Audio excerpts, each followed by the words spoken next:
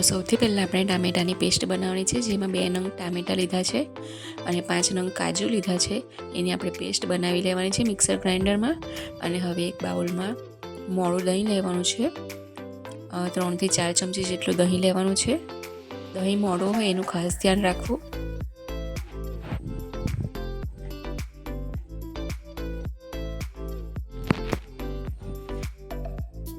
ખાટું દહીં હશે તો એટલો ટેસ્ટ બરાબર નહીં આવે, ખટાશ વધારે લાગશે શાકમાં, એટલે મોળું દહીં હોય તો વધારે સારું લાગશે.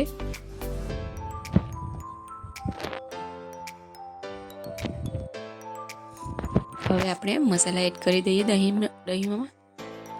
5 ચમચી જેટલી આપણે હળદર પાવડર લીધો છે, અડધી ચમચી ગરમ મસાલો પાવડર છે, અડધી ચમચી આપણે લાલ મરચું પાવડર લીધો છે, આ ધાણા જીરું પાવડર છે 5 ચમચી જેટલો,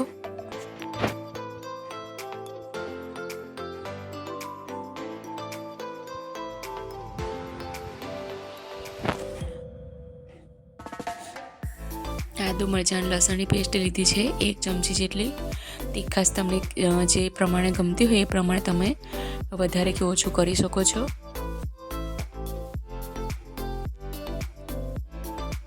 મીઠું આપણે સ્વાદ પ્રમાણે લઈશું.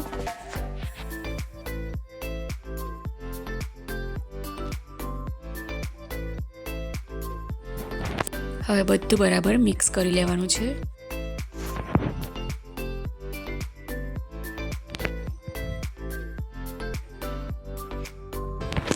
બધા મસાલા એકબીજામાં ભળી જાય દહીંની અંદર ત્યાં સુધી આપણે બધું એક રસ થઈ જાય ત્યાં સુધી આપણે બધું મિક્સ કરી લેવાનું છે.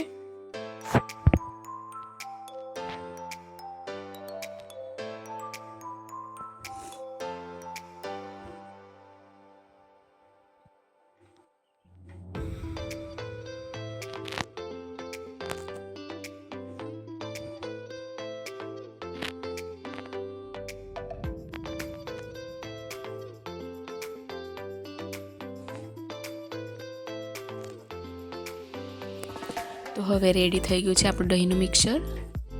હવે આપણે એની અંદર પનીર લીધું છે 50 ગ્રામ જેટલું, એ એડ કરવાનું છે. નાના ક્યુબ કરી લીધા છે.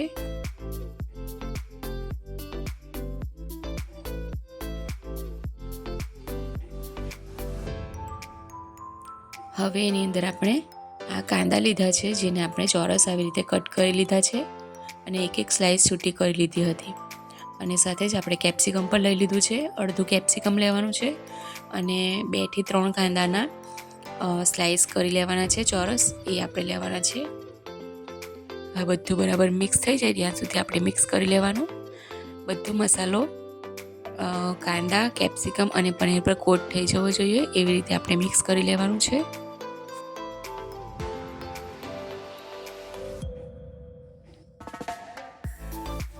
હવે આપણે આને રવા દઈશું.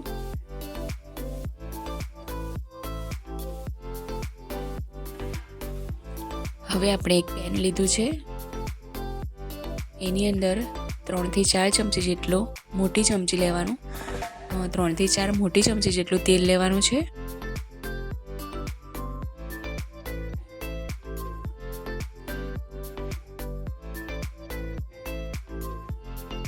હવે આપણે એની અંદર તજ, લવિંગ અને મરી અને એની સાથે 1 ચમચી જીરું લઈ લેવાનું છે.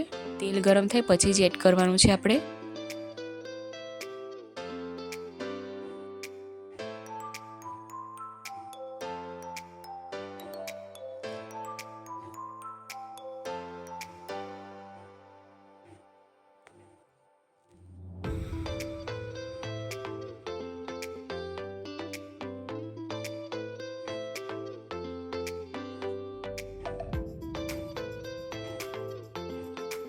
હવે જીરુંનો કલર થોડો ચેન્જ થાય અને સ્મેલ આવવા લાગે પછી આપણે એની અંદર ઝીણા સમારેલા કાંદા છે એ એડ કરીશું.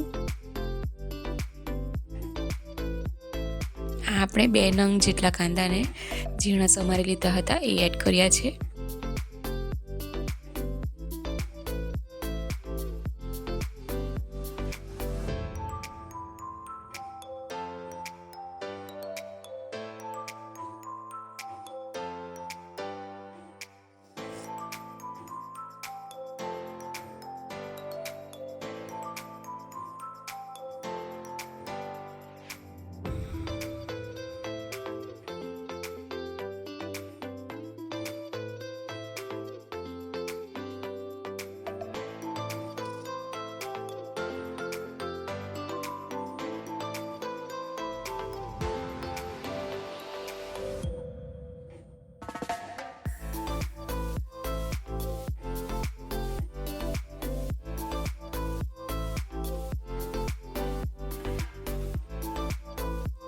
હવે આપણે આ ટામેટાની પેસ્ટ બનાવીને રાખી હતી એ એડ કરી દઈશું.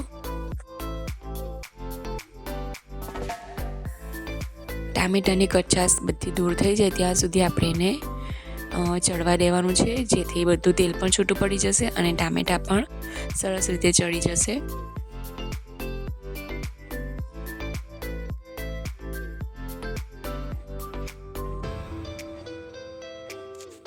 ગેસની ફ્લેમ આપણે સ્લો ટુ મીડિયમ રાખવાની છે.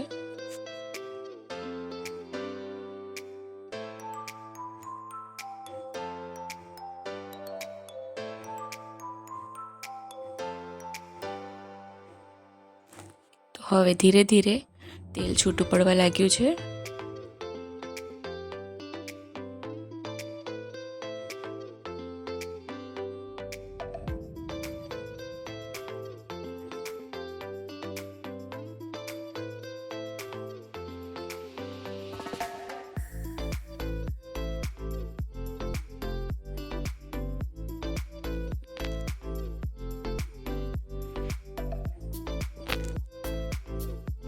તો જોઈ શકાય છે હવે ખૂબ જ સરસ રીતે તેલ છૂટું પડી ગયું છે.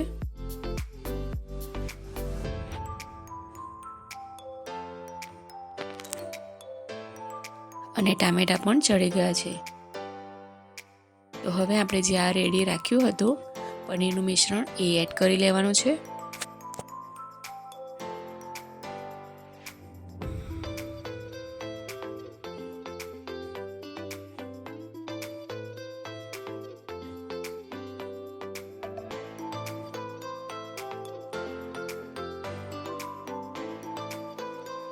પનીરના પીસીસ તૂટી ન જાય એનું ધ્યાન રાખીને આપણે એને ફેરવતા રહેવાનું છે ધીરે ધીરે.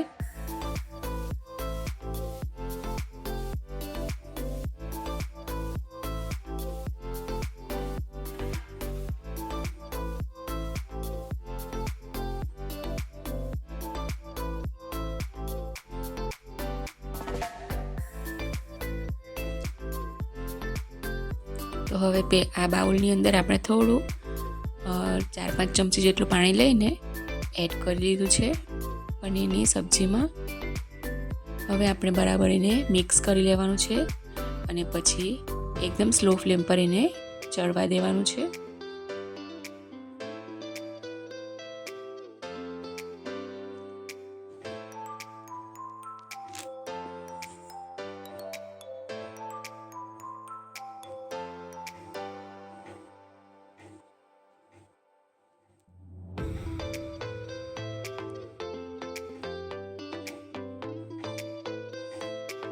તો હવે બધું પાણી પણ બળી ગયું છે જે આપણે એડ કર્યું હતું એ, અને કેપ્સિકમ અને કાંદા પણ બરાબર કૂક થઈ ગયા છે. ખૂબ જ સરસ આપણું શાક હવે રેડી થઈ જ જવાનું છે.